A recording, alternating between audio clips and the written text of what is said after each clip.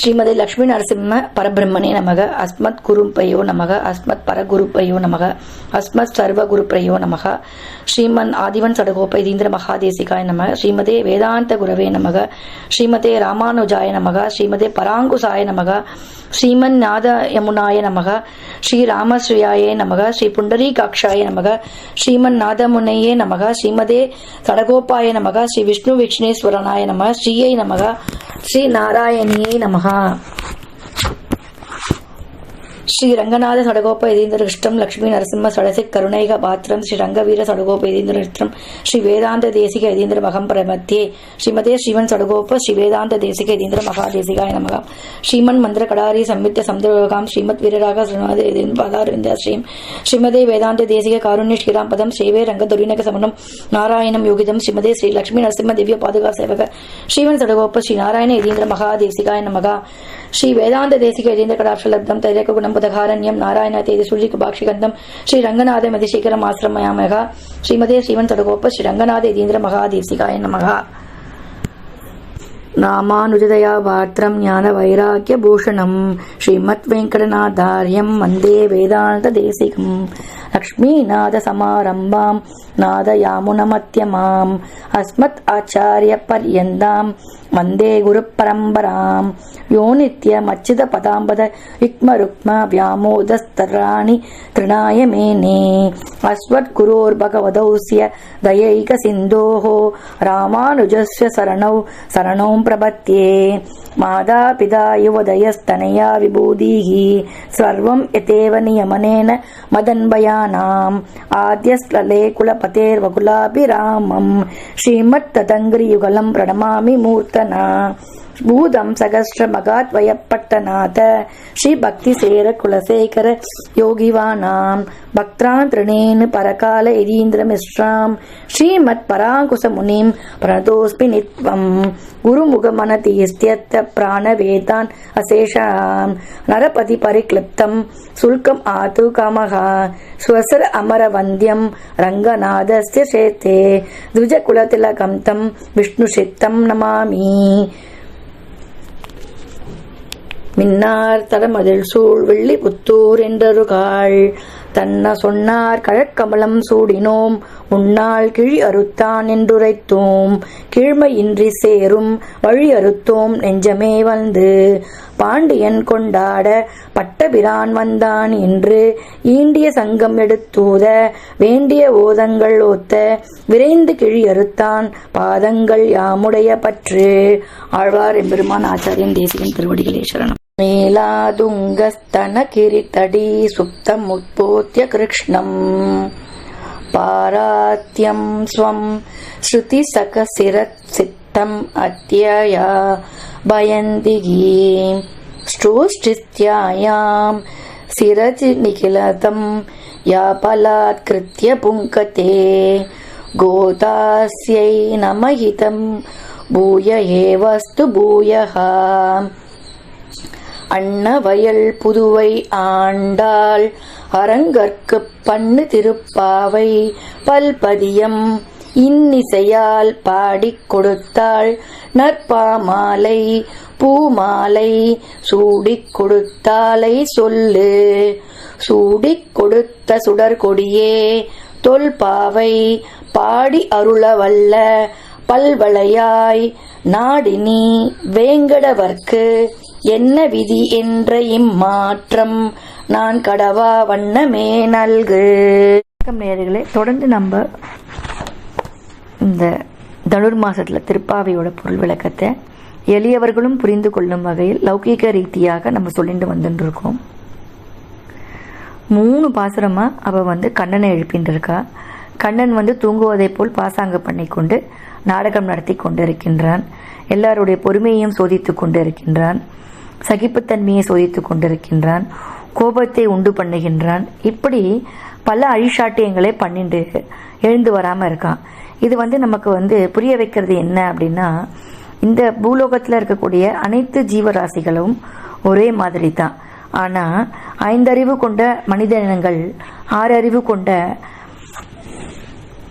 மனிதனா நடந்துக்காம ஐந்தறிவு கொண்ட மிருகங்களைப் போல் நடந்து கொண்டிருக்கிறோம். இங்கே எப்படி எழுந்து வராமல் ஐஷாட்டியம் பண்ணிட்டு கோபத்தை உண்டு பண்ணுறான், அச்சுறுத்தலை உண்டு பண்ணுகின்றான், அப்புறம் சகிப்புத்தன்மையை டெஸ்ட் பண்ணுறான், பொறுமையை வந்து டெஸ்ட் பண்ணுறான்.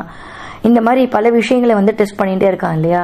அந்த மாதிரி தான் மனித வாழ்க்கையில் நிறைய விஷயங்கள் இப்படி தான் நடக்கும். ஆனால் எது நடந்தாலும் நாம் எப்படி இருக்கணும் அப்படின்னா, அந்த 6ஆம் அறிவுன்ற பகுத்தறிவு சிந்தனை செய்து எல்லோரும் வாழ்வதற்காக ஏற்பாடு பண்ணது தான் இந்த உலகம். வாழ விடு, வாழ வழிய விடு. ஸோ இந்த மாதிரி சப்போர்ட் சிஸ்டம், ஒருவருக்கு ஒருவர் உதவி கொண்டு ஒத்தாசை கொண்டு, அதாவது என்ன பண்ணணும் அப்படின்னா ஆதரவு அளிக்கணும், அனுசரித்து நடந்துக்கணும். அன்பு, ஆதரவு, அரவணைப்பு, அனுசரிப்பு, இந்த 4 விஷயத்தை தான் ரொம்ப அழகாக சொல்கிறா. அன்பு இருந்து என்ன பிரயோஜனம்? ஆதரவு இல்லை, அனுசரிப்பு இல்லை, அரவணைப்பு இல்லைன்னா. ஸோ அரவணைப்பு, ஆதரவு, அனுசரிப்பு, இது 3ம் இருக்கிற இடத்துல தான் அன்பு வந்து ரொம்ப ஸ்ட்ராங்காக இருக்கும். அந்த அன்புக்கு வந்து ஒரு நல்ல பொருள் கிடைக்கும். அந்த அன்பு நிரந்தரமானதாக இருக்கும்.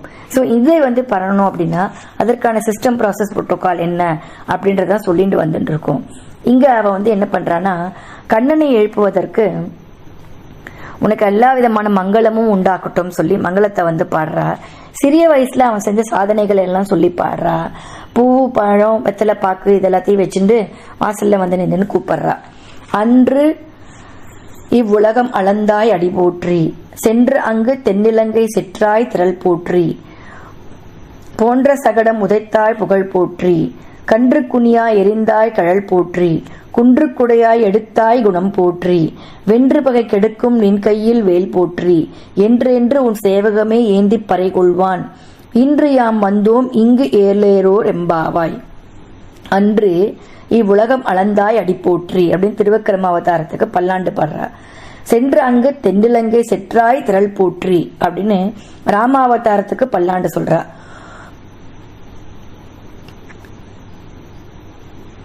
போன்ற சகடம் உதைத்தாய் புகழ் போற்றி, கன்று குனிலா எரிந்தாய் கழல் போற்றி, குன்று குடையாய் எடுத்தாய் குணம் போற்றி, வென்று பகை கெடுக்கும் நின் கையில் வேல் போற்றி, என்று உன் சேவகமே ஏந்தி பறை கொள்வான், இன்று யாம் வந்தோம் இங்கு ஏலோர் எம்பாவாய்.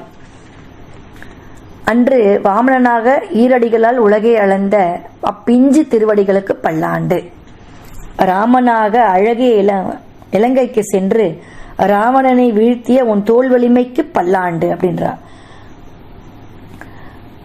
கனகா சக்கர உருவில் வந்த சகடாசுரனை சுட்டு குலைத்த உன் புகழுக்கு பல்லாண்டு அப்படின்றா. கன்று உருவில வந்து வஜ்ராசுரனை எரித்தடியாக்கி விளாமரமாக நின்ற கபிதாசுரன் மீது எரிந்த சமயம் மடங்கி நின்ற கழலையுடைய திருவடிகளுக்கு பல்லாண்டு அப்படின்றா.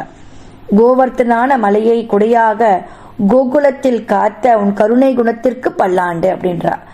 பகவரை வென்று பகைமையை வேரோடு களையும் உன் திருக்கையில் ஏந்திய வேலுக்கும் பல்லாண்டு அப்படின்றா. என்று இப்படி பல தடவை பல்லாண்டு பாடி உன் வீரச் செயல்களை புகழ்ந்து உன்னை அனுபவிக்க இன்று வந்துள்ளோம், தயை புரிந்து எழுந்து வர வேண்டும் அப்படின்னு சொல்லி இப்படி பல்லாண்டு பாடி பெருமாளை வந்து எழுப்புறா. அவளுடைய சாதனைகள் எல்லாம் சொல்லி பெருமாளை வந்து எழுப்புறா. சின்ன வயசுல நீ இப்படிலாம் இருந்தியே அப்படின்னு சொல்லி பெருமாளை வந்து எழுப்புறா. நம்ம ஒரு வயசுக்கு வந்து நமக்கு ஒரு விதமான பக்குவங்கள் ஏற்படும். அப்போ 60 வயசுல வந்து நம்ம என்ன பண்ணுவோம், நான் வந்து 20 வயசுல இப்படி இருந்தேன், 40 வயசுல இப்படி இருந்தேன், 50 வயசுல இப்படி இருந்தோம் அப்படின்லாம் நம்ம வந்து சொல்லுவோம் இல்லையா? சொல்லிட்டு வரும்போது 60 வயசுக்கு உண்டான பக்குவத்துல நம்ம இருக்கோமா அப்படின்றத வந்து நம்ம வந்து ஆராய்ஞ்சு பார்க்கணும். அந்த 60 வயசுல வந்தும் பக்குவம் இல்லாமல் நம்ம இன்னமும் இந்த மாதிரி கோபம், பதட்டம், இந்த மாதிரி பல விஷயங்கள், தேவையில்லாத விஷயங்கள் எல்லாம் பதட்டம் இருக்கும். பதட்டம் இருக்கிற இடத்துல நிதானம் போயிடும். நிதானம் போயிடுத்து அப்படின்னா என்ன ஆகும், அந்த டென்ஷன்ல ஏனோ தானோ வந்து உளர ஆரம்பிச்சிடுவோம். இப்படி கோபம் வந்துடும், சட்டுன்னு எதையான வந்து சொல்லிடுவோம். ஸோ அந்த மாதிரிலாம் இல்லாமல் நிதானமாக இருக்கணும் அப்படின்னா என்ன பண்ணணும், இந்த மாதிரி திருப்பாவை, இந்த மாதிரி பல நல்ல விஷயங்களை சத்சங்கங்களுக்கெல்லாம் போய் கேட்டு தெரிஞ்சுட்டு அதற்கு உண்டான ப்ராசஸில், அதுக்கு உண்டான அந்த ப்ரோட்டோக்காலில் நம்ம வந்து வாழ்க்கையை வந்து சின்ன வயசுலேருந்தே வாழ்ந்துன்னு வந்துட்டாக்கா அதுதான் self discipline. Self care, self healing அப்படின்னு சொல்கிறோம். அந்தந்த வயசுக்கு அந்தந்த விஷயத்தை அப்பப்போவே நம்ம ஹீல் பண்ணிகிட்டே வந்துட்டோக்க அதுக்கு என்ன பண்ணணும்? இந்த மாதிரி நோன்பு செய்யணும். நோன்பு பயணம்னா என்ன பண்ணணும்? தினந்தோறும் தியானம் பண்ணணும், தினந்தோறும் ஃபிட்னஸ் எக்ஸசைஸ் பண்ணணும். ஸோ நம்ம உடலை மனதை தூய்மையாக நல்ல விதமாக நம்ம எவ்வளோ தூரம் வச்சுட்டு இருக்கோமோ அந்த அளவுக்கு உயர்ந்த நிலை தான் நமக்கு கிடைச்சிட்டே இருக்கணும். நிறைய என்லைட்மெண்ட் வரும், நல்ல விஸ்டம் வரும். ஸோ அதுதான் சொல்கிறா, இவ்வளோ விஸ்டமோடு இருக்கக்கூடியவனே நீயா அப்படியே கபட நாடகம் அப்படின்னு படுத்துட்டு இருக்க அப்படின்னு சொல்லி அவனுக்கு பல்லாண்டு பாடி வந்து எங்களுடைய குறைகளை கேட்டு நிவர்த்தி செய் அப்படின்னு சொல்லி சொல்றா. ஸ்ரீ வடபத்திர சாயி கோயில் கருவறையில கல்வெட்டு ஒன்று மிக பழமையானது. இதை கொண்டு ஆண்டாளின் கோயில் 739 கட்டப்பட்டு இருக்கலாம் என்று தெரிய வருகிறது.